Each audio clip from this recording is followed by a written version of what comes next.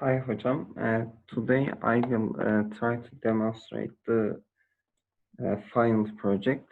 In in the proposal, we have wrote that we will create a robot that has a capability of moving. We will try to control this robot by using gyro with hand gestures. If we, for example, we move our hand to forward, it will go forward, and back, it will go back. And we aren't supposed to do that one, but because of we couldn't get the sensors, the physical sensors, we are trying, we try to simulate this robot movement in Proteus. Let me go over the Proteus circuit. Uh, we have examined in the internet. There's no appropriate gyro sensor for Proteus usage. For that purpose, we have we try to simulate this gyro sensor by using some these analog resistors. For example, this is for controlling direction of the robot. This for right, this for left, and this is for speed control. You can you can control speed of the robot, and we have used ADC, analog to digital converter here, by using direct memory accessing, and this device we use like a gyro sensor. Then by using a UART protocol, it will directly communicate with the main system. And in this system, there are four motors. We try to simulate the normal robot in here. These two ones, these two for controlling left, and these two for right. And again, by using direct memory access, we have used UART protocol, and we have used UART interrupt, and yes, we have used UART interrupt. Let me go over code and let me try to do the simulation. First, let's look at the CubeMX. This is for the sensor, gyro sensor.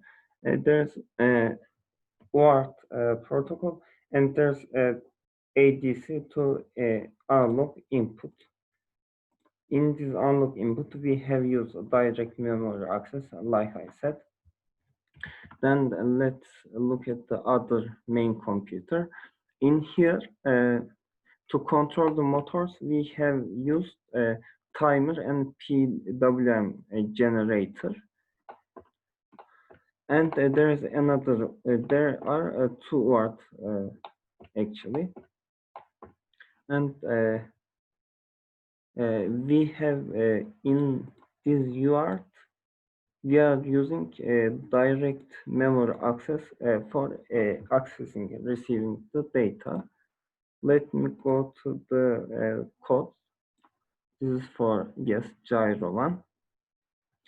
In here, we are starting to direct memory accessing for analog to digital converter, and we are getting data. You know, data is a range between 0 and 4,000 something, and we are mapping this data to become the data between 1,000 and 2,000, and we are transmitting this data to main system, which controls the motors. And let me show the other code. Yes, this one.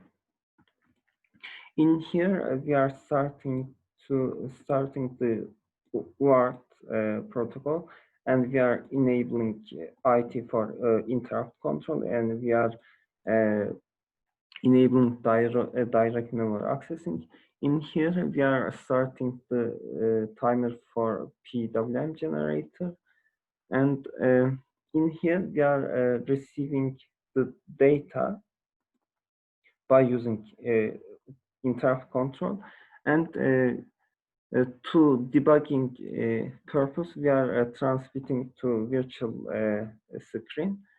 And what we are doing is we are receiving from gyro the speed and direction.